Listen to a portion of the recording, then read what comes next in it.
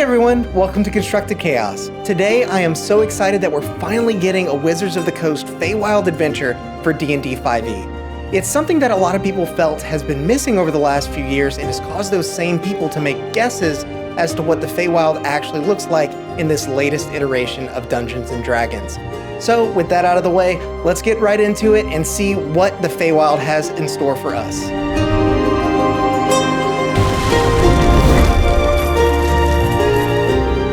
The Feywild is often depicted as a kaleidoscope of lush greens and natural beauty that exists as a mirror to the material plane, where in one world you might find a small village, a shimmering palace covered in vegetation might exist in the other.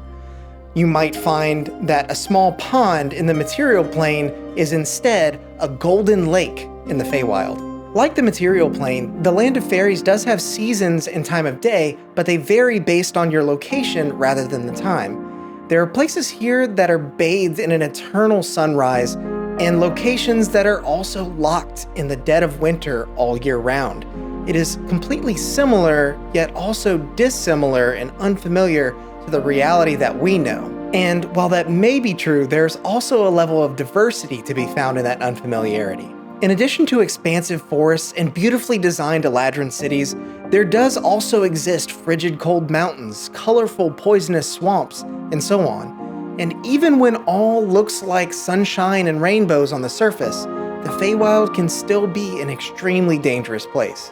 It would not be uncommon in the Feywild for you to come across a living mushroom that sings to you as you follow alongside it. It would also not be uncommon for that very song to be about your demise as you unwittingly follow your new friend into the forest where it intends to poison you with the spores of its brethren.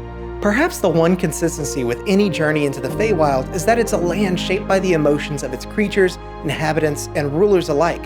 So much so, in fact, that you may inadvertently turn a dead tree into a living one, or turn a clear day into a rainy one. Residents of the Feywild understand this well and may use emotion to influence the world around them either intentionally or unintentionally. Many folktales even accurately depict the willingness of locals to take advantage of tourists for their own amusement or pleasure. So, who are the locals? In the Feywild, you may run into Bullywogs, Boggles, Pixies, Sprites, Darklings, Dryads, Treants, Redcaps, Chords, Fomorians, Unicorns, Displacer Beasts, Hags, Fairies, Harengons, Fairy Dragons, Satyrs, Eladrin, and many other fairy tale-inspired folks. But in particular, it may be most important to know about the two courts that govern the Feywild, the Seelie and the Unseelie. The Seelie Court, otherwise known as the Summer Court, is led by their queen Titania with the assistance of her husband Oberon, who together watch over the flowery and bright regions of the Feywild. They and other members of the court, who are typically limited to only Fey creatures, often gossip about current affairs and achieve status by hosting parties and presenting gifts to the queen, which is expected when you find yourself in her presence. Unlike the Seelie, as you might expect, the Unseelie will allow just about anyone with even a drop of Fey heritage into their ranks. While the Seelie would view those with mixed blood as repellent, the Unseelie and their queen offer them a place to belong. Thusly, the Gloaming Court, as it is also called, is usually misconstrued for being purely evil. Their domain does them no favors in its typically macabre appearance, but there is definitely good to be found in the darkness.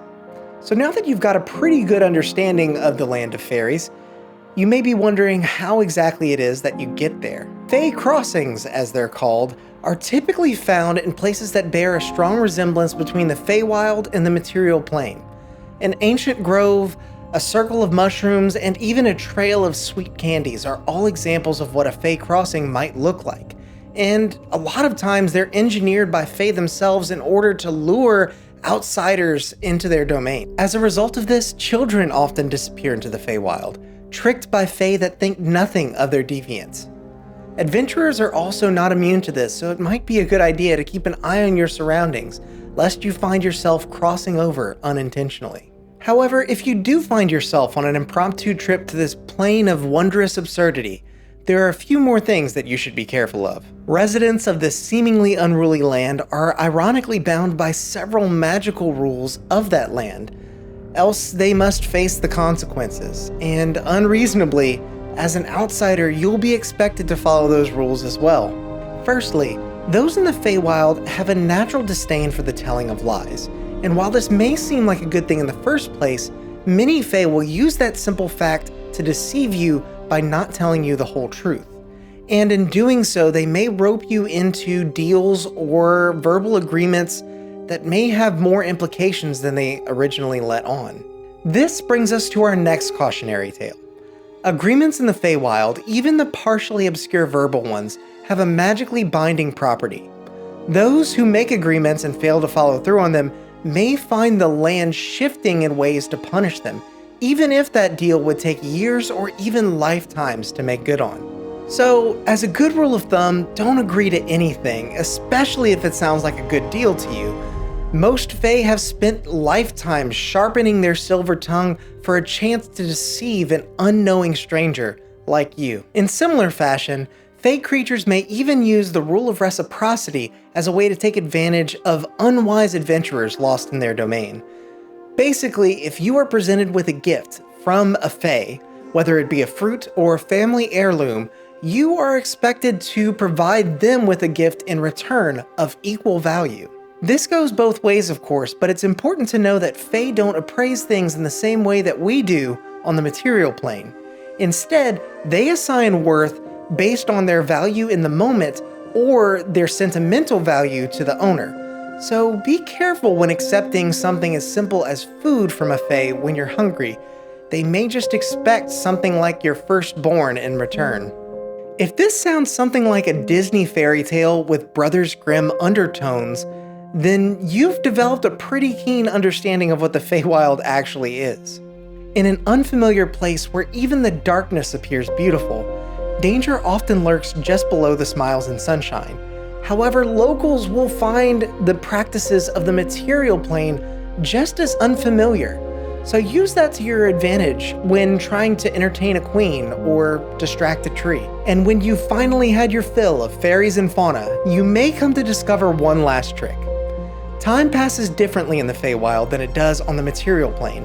So when you return home after a couple of days, you may come to find that several years have passed instead. Or, after an adventure of several months, you may come to find that only mere moments have passed in the material plane. Your character may not even remember anything at all if they can't make the required DC 10 Wisdom saving throw upon returning home. It may have felt like one big fever dream to them.